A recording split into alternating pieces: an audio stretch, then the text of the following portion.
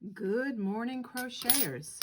Today I'm going to show you how to make a handle like this, but only a crocheted handle for all of your totes. You know, your similar canvas. You can make it for a canvas tote. You can have a crochet handle.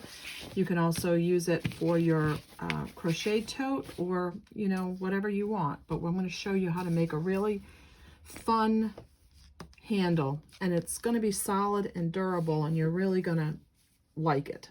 So you're going to go ahead and thread your crochet hook, however you do that. Get it on your crochet hook. There you go. I'm going to leave it a little loose today because I'm going to make a nice handle. So I'm going to go ahead and chain 3.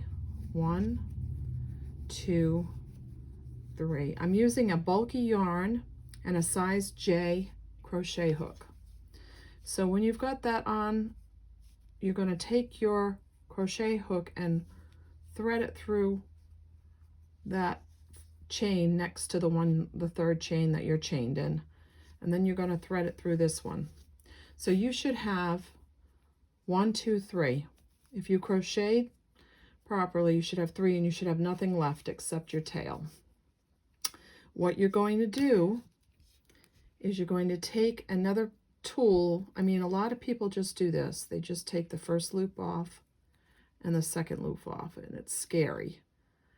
When I take the first loop off and the second loop off, I hold it with some kind of plastic crochet needle, or what you can hold it with, whatever. If you have another smaller crochet needle and that's easier to hold those loops, you can do that. And we're going to make a nice thick handle. So you're going to wrap it around and you're going to pull it through that first one. Then you're going to go onto your second loop, wrap it around, pull it through. Then you're going to go on to your third loop, wrap it around, and pull it through. You can already see this extremely thick and durable end, which is going to be at the end of your canvas tote or your handbag. Now I'm using this very vibrant color. You can use whatever color you want. I'm going to go ahead and put this through the first 2 again, my crochet needle, and pull this off. And it's going to hold that in place. And I'm going to hold that. I'm going to wrap this around. And I'm going to pull it through. Then I'm going to go back and pick up my second loop, wrap it around, and pull it through. Then I'm going to go back and pick up my third loop, wrap it around, and pull it through. And you could already see that gorgeous, gorgeous knot happening. So you're going to measure how long you want your handle to be for your tote or for your handbag. So if you're doing an over-the-shouldered handbag, or you're doing a small tote, obviously you're going to need to measure that and do as many of these as you want. So again, you're going to wrap it around, pull it through the first one, and you're going to grab that second loop, wrap it around, pull it through,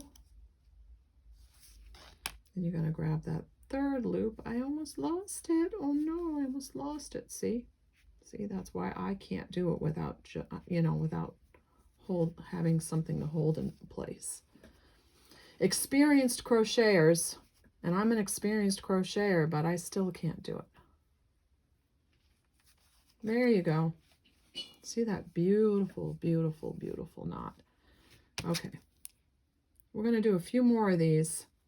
And then you can go off on your own and create your own handbag. And what you're going to do is on the end here, you're going to work this tail back into your work. You can do that with a crochet needle or or a hook. And then you're going to cut it, and then you're going to stitch this at the bottom for one of your handbag handles. You're going to use this and stitch it at the bottom. And then when you tie off on the other side, you're going to use that for one side of the handle, and then you'll have to create one for the other side of the handle. So here it goes.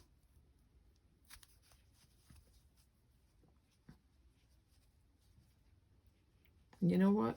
Can you see what I just did talking to you? I missed that first stitch. Shame on me. So I have to go back.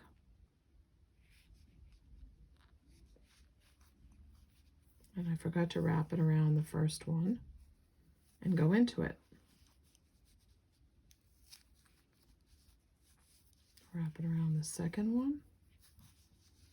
You could immediately tell that I missed that first stitch because it should be nice and tight like that.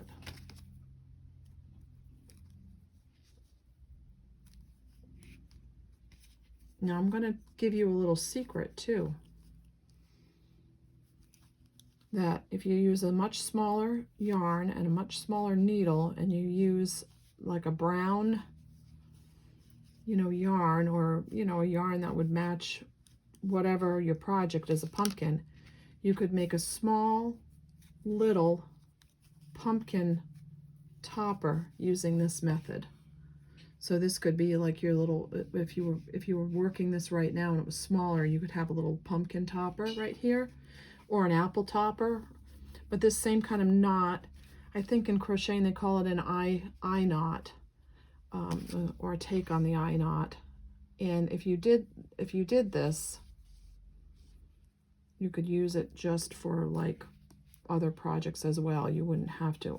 I use it for handles because it's such a beautiful and durable knot.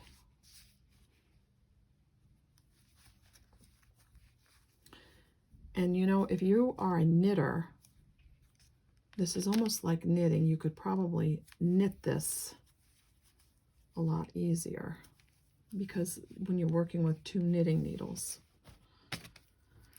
But I am definitely not a knitter, so I'm going to go ahead and keep going a few more on this. And if you have the gist of this, you can move on. If you don't, you can hang in there with me. How's that? So we're going to go ahead and pull through one. And again, let's get that other one. Pull through the next one. And we're going to go to the last loop. I keep losing that last loop.